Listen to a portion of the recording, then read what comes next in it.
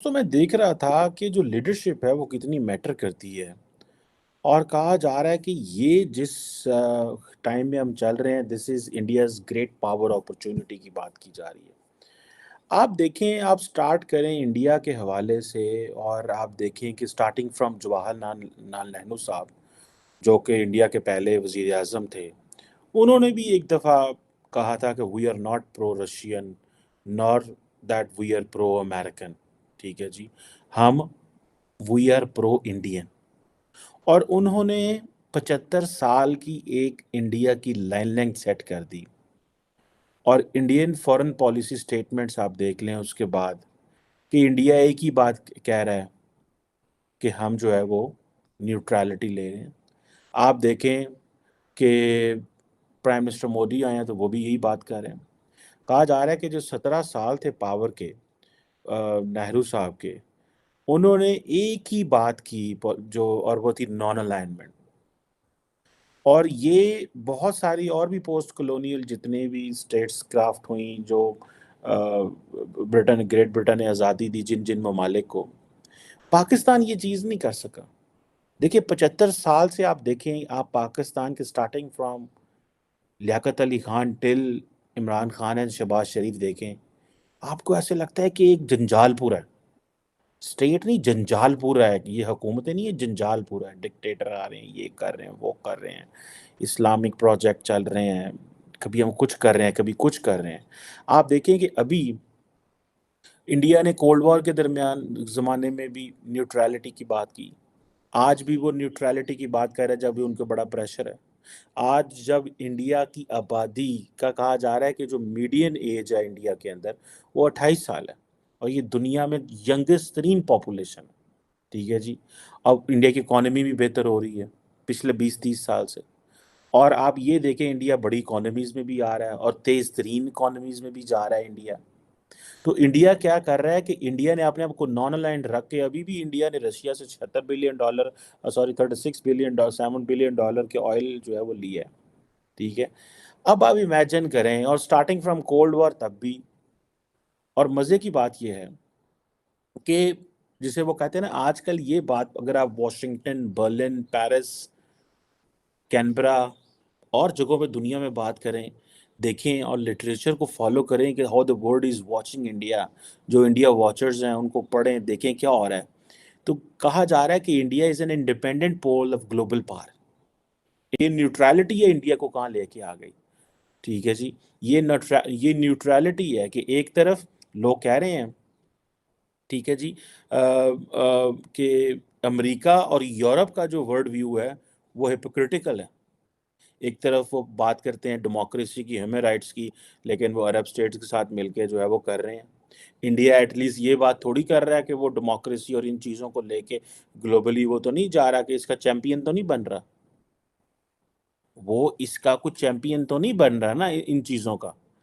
ठीक है जी। और ये जो चीज़ है ऑब्वियसली ये कहा जा रहा है कि इंडिया के अंदर एक नेशनलिस्टिक अपसर्ज आ रही है। ठीक है जी। और ये जो इंडिया एक्सपीरियंस कर रहा है ये बेसिकली मोदी के ज़माने में कर रहा है। आप स्टार्टिंग फ्रॉम जवाहरलाल नेहरू जैसे मैं आपको शुरू में बता रहा था कि जवाहरलाल नेहरू ने एक ही बात की और वो शुरू से नॉन अलाइनमेंट और उसके ऊपर ऐसे वो शुरू हुए, सारी अपनी पॉलिसीज़ उसके ऊपर लेके चले वो। और आज देखिए उन्होंने एक टोन एंड टेनर सेट कर दिया for the decades to come. अब फार्मास्यूटिकल की बात हुई जी, देखें जी वो इंडिया जो है वो फार्मास्यूटिकल उसने जो उनकी कैंपेन थी वैक्सीन मैत्री या ये जो आई थिंक मतलब फ्रेंडशिप है, ठीक है जी। 235 मिलियन डोजेज उन्होंने ऑलमोस्ट जो है वो कहा जाता है कि 98 लो इनकम कंट्रीज में दी। वो नॉन अलाइंड रहे, यही अमेरिकन ने किया था स्टार्टिंग फ्रॉम 1776। आप ऊपर चले जाएं वर्ल्ड वॉर टू तक इंडिया अमेरिका जो है वो दुनिया की किसी जंग में नहीं गया। उससे पहले क्या था, आप घर माजी में इंडिया तकरीबन 60% अपनी जो डिफेंस इक्विपमेंट है वो उन पर डिपेंडेंट थे। आज इंडिया के पास पैसा आया तो इंडिया वहाँ से आगे निकल गया। अब पाकिस्तान के ऊपर वो टाइम आने वाला है कि जैसे इंडिया रशिया के ऊपर 60% डिफेंस पे इक्विपमेंट पे करता था, पाकिस्तान पे वो टाइम आने वाला है कि पाकिस्तान जो है वो चाइना के ऊपर 100% डिपेंडेंट हो जाएगा क्योंकि हमारे पास तो पैसे ही नहीं है। अब इंडिया के पास जब पैसे आए हैं तो उसने डाइवर्सिफाई कर लिया है। वो आत्मनिर्भर भारत की बात कर रहे हैं, वो और चीज़ों में बात कर रहे हैं। अब रशिया ने तो बेसिकली बड़े हाई लेवल एडवांस टेक्नोलॉजी भी दी है, डॉलरों शॉलरों में वो बड़े रुपए इन्होंने इंडियंस को और रशिया को दिए हैं।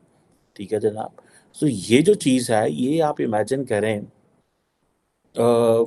अ, तो ये चीज़ें आप सो अब आप इमेजिन करें कि जो न्यूट्रलिटी जवाहरलाल नेहरू ने शुरू की, ठीक है जी, और वो आज भी उन्होंने रशिया के साथ रखी, वो बाकी ममालिक के साथ रखी, ठीक है जी।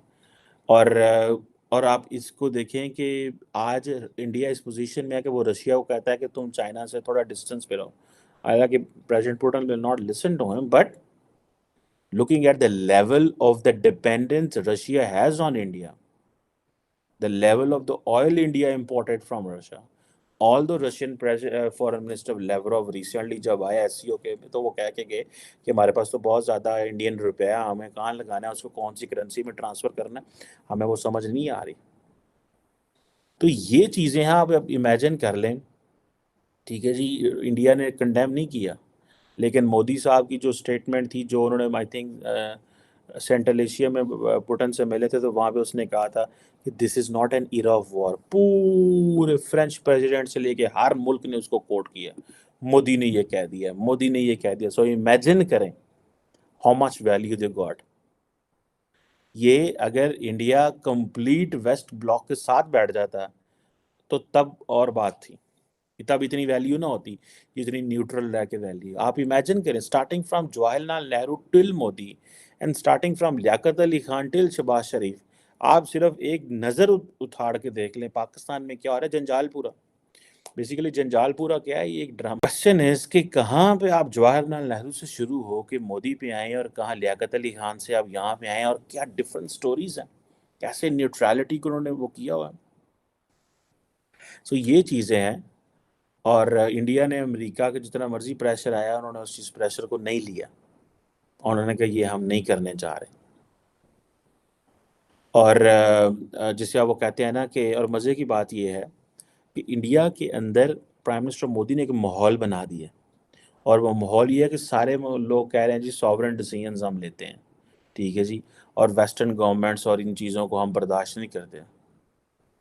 लेकिन जारी बात है, इंडिया वेस्टर्न ममालिक के साथ ताल्लुकात भी अच्छे रखना चाह रहा है, बड़ा पैसा है, इनके सारे वहाँ पे लोग बैठे हुए हैं, काम करने वाले यंग बच्चे बच्चियाँ जितने मैं आपको बता रहा था। इंडिया के अंदर मीडियन एज कितनी है, 28। यही दुनिया को चाहिए। और सारे वो अंग्रेजी भी अच्छी बोलते हैं, टेक्नोलॉजी में आईटी शाईटी में बड़े अच्छे हैं। और अमेरिका आपको पता है इंडिया की लार्जेस्ट एक्सपोर्ट डेस्टिनेशन है, लार्जेस्ट। मेरा ख्याल है कोई बायलैटरल ट्रेड 2022 तक इंडिया और अमेरिका की 131 बिलियन, 131 बिलियन डॉलर। अब ये देखें कि ये ओवरऑल ये बायलैटरल ट्रेड है, ठीक है जी। जो ट्रेड है इन गुड्स एंड सर्विसेज है वो कोई 190 अरब डॉलर है। सो टेक्नोलॉजिकल पार्टनर ये वो, ये इंडिया का, इसीलिए तो अमेरिका आता है, कहता है भाई ये हमारे इनसे तो अच्छे ताल्लुकात है, लेकिन न्यूट्रलिटी। लेकिन अब अभी वो मोदी को साहब को उन्होंने बुलाया जनाब, किसके लिए, टेक्नोलॉजिकल पार्टनरशिप के लिए। और ये कोई मेरा ख्याल है यूएस इंडिया इनिशिएटिव और क्रिटिकल एंड इमर्जिंग टेक्नोलॉजी के ऊपर बड़ा काम हो रहा है, और ये सारी चीज़ें, ठीक है जी। नेशनल सिक्योरिटी एडवाइजर मिल रहे हैं, डिफेंस इंडस्ट्रियल कोऑपरेशन हो रहे हैं, रोड मैप बन रहे हैं, जेट इंजन्स के ऑर्डर हो रहे हैं, intelligence surveillance recurrence and system, पता नहीं की मिलते हो, वो साइंस की वो टर्म में भी जो हमें नहीं समझ आ रही कि जिस लेवल पे हो रहा है, क्वाड की स्कॉलरशिप दे रहे हैं, और जिस तरह अभी खैर वो मिल रहे हैं। सो ये आप इमेजिन करें दैट हाउ न्यूट्रलिटी। आईएमएफ कह रहा है कि जी इंडिया जो है फास्टेस्ट ग्रोइंग इकोनॉमी होगा 2023 में, इसकी जो जीडीपी है 6.1 पे होगी। This is what the IMF is saying for the 2023। IMF. अब आप यहाँ पे देख लें कि ये इवन वो फिर ये चीज़ें हैं, एप्पल फॉक्सकॉन, ये सारे जो हैं अपने ऑपरेशन जो है वो इंडिया में एक्सपैंड कर रहे हैं, ठीक है जी। आबादी उनको उनको फ़ायदा ही फ़ायदा है।